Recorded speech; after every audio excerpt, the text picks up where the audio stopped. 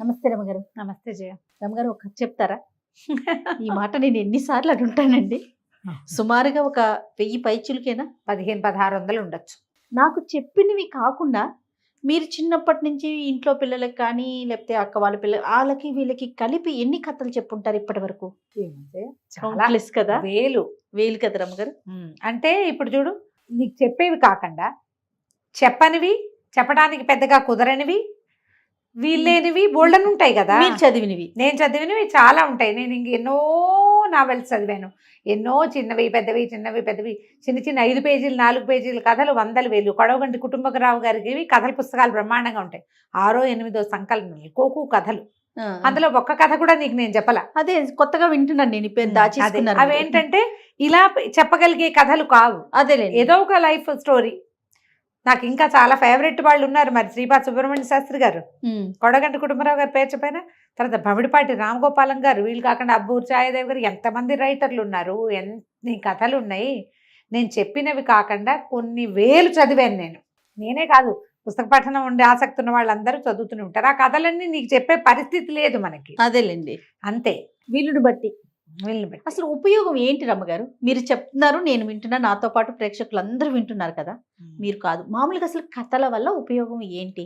మొదటిది వినోదము, విజ్ఞానము, బుద్ధి వికాసము. బుద్ధి వికాసం జరుగుతుంది ఖచ్చితంగా. చెప్పే విధానం బట్టి ఉంటుందా? విధానం అంటే కథని మనం సందర్భానుసారంగా ఓ కథ చెప్తాం అనుకో జయ. ఆ సందర్భాన్ని బట్టి మనకి కథ అర్థమైతే ఈ సిచ్యువేషన్లో ఎట్లా యాక్ట్ చేయాలి అనేది తెలుస్తుంది. ఇప్పుడు పంచతంత్ర కథలు ఉన్నాయి.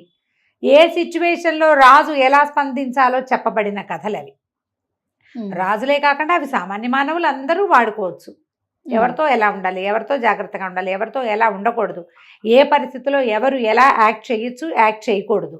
బుద్ధి వికాసం ఖచ్చితంగా వస్తుంది కథలతోటి. దాన్ని తీసుకునే తీరు. సత్కాలక్షేపం కూడా, టైం వేస్ట్ చేయకుండా మనం ఏదో కాలక్షేపం చేస్తాం, అది మనకు ఉపయోగపడుతుంది. ప్రతి విషయము ఎక్కడో చోట ఉపయోగపడుతుంది. మానసికమైన పరిణతి కథల వల్ల లభిస్తుంది జయ. నా ఉద్దేశం మాత్రం అదే.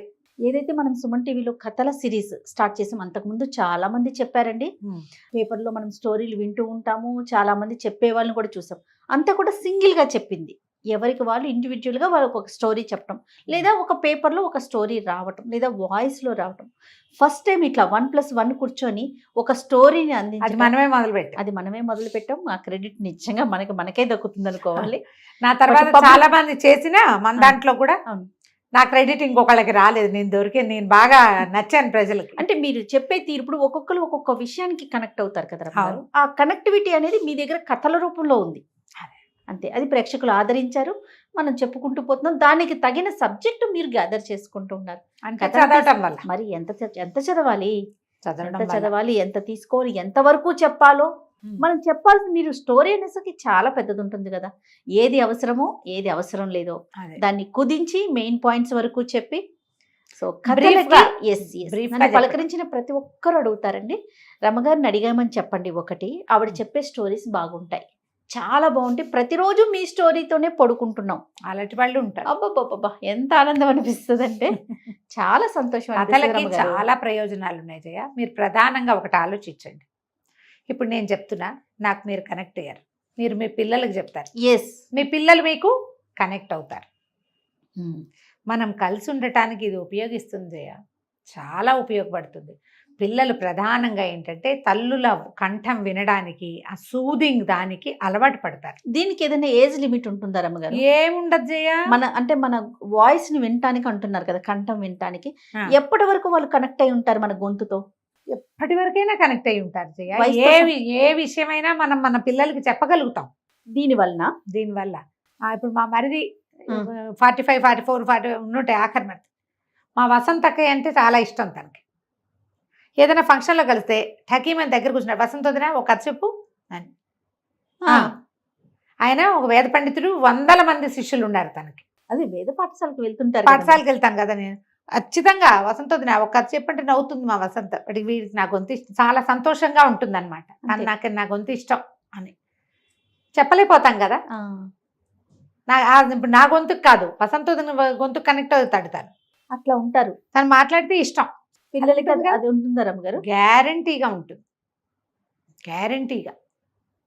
ఎలాంటి విపత్కర పరిస్థితుల్లో అయినా మనం పిల్లల్ని మన వైపు తిప్పుకోగలుగుతాం, మనం అదే అలవాటు చేస్తే మన మాట వినేలాగా చేసుకోగలుగుతాం. ఫస్ట్ నుంచి చేస్తే గనక చెయ్యాలి, ఆ, చిన్నప్పటి ఆ. నుంచి చేయాలి. ఇది మంచి అలవాటు. చదవటం అంటే కొన్నాళ్ళు ఏదో శాస్త్రానికి చేసినట్టు చేసి మానేయడం అయితే కాదు. Regular practice. Regular practice. నేను ఇప్పుడేం కథలు చెప్పను జయ, కానీ మా వాడు ఒక క్యారెక్టర్ పేరు ఏదో చెప్తాడు, అది అడుగుతాడు, అమ్మా ఆ రాక్షసుడు అదేదో పేరుంది వచ్చింది ఇక్కడ, వీళ్ళెవరు అని. దాని మీద ఓకే, దాని మీద విషయం మీరు చెప్తారు. ప్రేక్షకులకి ఇంత దగ్గర అవటానికి ఇంకో కారణం ఏంటంటే చదువుకోని అవసరం లేదు. మనం స్టార్ట్ చేసిన ఈ సిరీస్ లో వాళ్ళు చదవక్కర్లేదు, వాళ్ళు పనులు చేసుకుంటూ అమ్మల స్టోరీలు వినేసి ఒక మదర్ గారు, ఇప్పుడు నేను చెప్తున్నాను అమ్మగారు, ఇప్పుడు మీతో ఉంటాను కాబట్టి నాకు గుర్తుంటది, ఇన్ని స్టోరీల మీద మర్చిపోతూ ఉంటాను. నేను కూడా ఏం చేస్తాను, మీ స్టోరీని పెట్టుకుని వింటా, వింటాం, ఏదో పని చేసుకుంటూ వింటా, అది నాకు నేను చెప్తానికి నాకు ఈజీ అవుతుంది. ఇది ఒకటి మనకి చాలా మార్గాన్ని సుగమం చేసింది అనుకోవాలి. చాలా దగ్గరగా వాళ్ళ ఇంట్లోకి వెళ్ళిపోయాం అనమాట. మీరు ఆలోచించండి, ఏ ఏజ్ వాళ్ళకైనా మంచి మాట ఎవరికైనా కావాలి కదా, ఖచ్చితంగా కావాలి. కానీ మీరు అన్నట్లుగా ఫస్ట్ నుంచి ప్రాక్టీస్ ఉండాలి. ఉంటే ఇంకా బాగుంటుంది. 15 ఏళ్ళు వచ్చేసిన పిల్లలకి మనం స్టోరీ చెప్తామని అప్పుడు స్టార్ట్ చేస్తే వినరు కదా. అది విండు ఇంకొంచెం ముందు నుంచి మొదలు పెట్టాలి. ఒకవేళ పిల్లలకి ఆసక్తి ఉందనుకోండి, వింటారు, చెప్పడం స్టార్ట్ చేయొచ్చు. అవును అవును, స్టార్ట్ చేయొచ్చు, మంచిదే అది. అవును. చందమామలో ఒక కథ ఉంది జయ. ఏంటి కథల ఉపయోగమా? కథల వల్ల ఉపయోగం బాగుంది కథ. వసుంధర గారు రాసిండేమోనని అనుకుంటున్నా, చాలా రోజులైంది, కానీ ఇప్పుడు ఈ సందర్భంగా ఇప్పుడు చెప్పచ్చు మనం. పూర్వం అంట ఒక ఊర్లో కృష్ణశాస్త్రి గారు, కృష్ణ శర్మ అని ఒక ఆయన ఉండేవారు.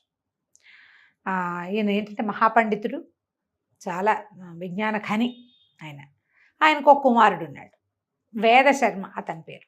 ఈ కృష్ణ శర్మ గారు ఆ పాండిత్యంతో ఆ శిష్యులు వాళ్ళు వీళ్ళు ఉండేవాళ్ళు, అందరికీ మంచి మంచి కథలు అవి చెప్పేవారు, కథా కాలక్షేపంగా ఉండేది. అయితే ఈయన కుమారుడు కూడా బాగా చదువుకున్న వేద శర్మ రాజుగారి దగ్గర ఉద్యోగం చేస్తారు, వేద పండితుడిగా, ఆస్థాన పండితుడిగా ఉన్నాడు. తండ్రి తాలూకు ఈ పద్ధతి అతనికి పెద్ద నచ్చేది కదా. సాయంకాలం అయ్యేసరికి వాకిట్లో ఎవరో జనం చేరేవాళ్ళు, అందరికీ మంచి మంచి కథలు చెప్పేవారు. ఈయన జీవన రహస్యాలు బోధిస్తూ ఉంటే, ఎందుకు నాన్న ఇట కథా కాలక్షేపం చేస్తావు, ఎందుకు ఇది, నీ విజ్ఞానాన్ని వృధా చేసుకుంటున్నావు, నువ్వు విజ్ఞానం వృధా అయిపోతుంది అనేవాడు. అయితే ఈయన కథల వల్ల చాలా ప్రయోజనాలు ఉన్నాయిరా, నీకు తెలీదు, సందర్భానుసారం ఎప్పుడో నీకు అర్థమవుతుందనేవారు. అయితే ఒకసారి ఏమైంది, రాజుగారి పని మీద ఈయన ఇంకా మయూర దేశమో ఏదో మయూర ద్వీపం, ఒక ద్వీపాంతరవాసానికి వెళ్ళవలసి వచ్చింది. వెళ్తున్నాడు ఆయన. వెళ్తుంటే వేద శర్మతో పాటు కృష్ణ శర్మ గారు కూడా వెళ్ళేసరికల్లా సరే రాజుగారు వాళ్ళు వీళ్ళు చాలామంది చేరారు. మరి అక్కడ ఆగిపోవాల్సి వచ్చింది. వీళ్ళు అయిపోతే రాజుగారు ఆతిథ్యం ఇచ్చారు. రాజుగారి విదూషకుడు కూడా వీళ్ళ ప్రాంతం వాడే అక్కడికి వెళ్ళి స్థిరపడిపోయాడు ఆ మయూర ద్వీపంలో. అయితే ఏమైంది, వీళ్ళేమో శాకాహారులు, మధ్య మాంసాదుల జోలికి వెళ్ళే వాళ్ళు కాదు, అక్కడ అలా అలవాట్లున్న ప్రాంతం అనమాట అది.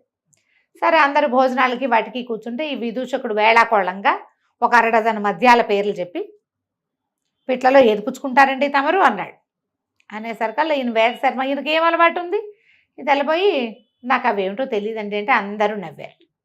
అయితే రాజుగారు లాంటి పెద్ద మనుషులు నవ్వలేదు, కానీ మిగిలిన వాళ్ళంతా నవ్వారు. అయితే ఈ కృష్ణ శర్మ గారు చెప్పారట, తండ్రి ఉన్నాడు కదా, ఇలాంటిది ఒక కథ ఉంది. పూర్వం ఒక రాజహంస ఒకటి ఒక అడవిలో ఉన్న కొంగల చెరువు దగ్గర ఆగింది. కొంగలు రాజహంసకి ఆతిథ్యం ఇచ్చాయి. ఈ ఆతిథ్యం ఏంటంటే, బాగున్నావా, ఏ ఊరండి మీది కనుక్కున్న తర్వాత, ఏమన్నా తింటారా, నత్తలు తింటావా, పీతలు తింటావా, ఎండ్రకాయలు తింటావా, చిన్న పొన్న చేపలు ఉన్నాయి అవి తింటావా అని కొంగలన్నీ అడిగినాయి. అడిగితే రాజహంసంది, అవి ఏమిటో తెలీదు, నేను అవన్నీ తిన్ను అనేసరికల్లా కొంగలకి, ఇంత చక్కగా ఉన్నావు, అవేవి తినకుండా నువ్వు ఎట్లా బతుకుతావు అంటే, లేత తామరతూళ్ళు తింటాను అని చెప్పింది. కొంగలు ఆశ్చర్యపోయినాయి. అలాగే ఉంటుంది అన్నాడు. అనగానే చుట్టుపక్కల వాళ్ళంతా విరగబడి నవ్వారు. ఇప్పుడు ఈయనకి మద్యం తెలియకపోతే ముందు నవ్వు ఎక్కిరిచ్చారు, అది కూడా తెలియదా అని.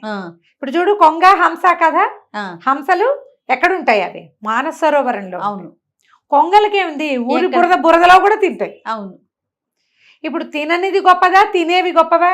చూడు కథలో ఎట్లా వచ్చిందో. దాంతో అందరు నవ్వారు. రాజుగారు కూడా పక్కపక్క నవ్వేశాడు. విదూషకుడు సర్దుకూరుకున్నాడు. సర్దుకునేసరికి సరే మొత్తానికి భోజనాలు గిజనాలు అయినాయి. వీళ్ళు ఇంక కొద్ది రోజులు ఉండవలసి వచ్చింది. మళ్ళా విదూషకుడు పిలిచాడు తమ ఇంటికి భోజనానికి. భోజనానికి పిలిచినప్పుడు చెప్పాడు, నేను ఇవన్నీ తినేవాడిని తాగేవాడిని కాదండి.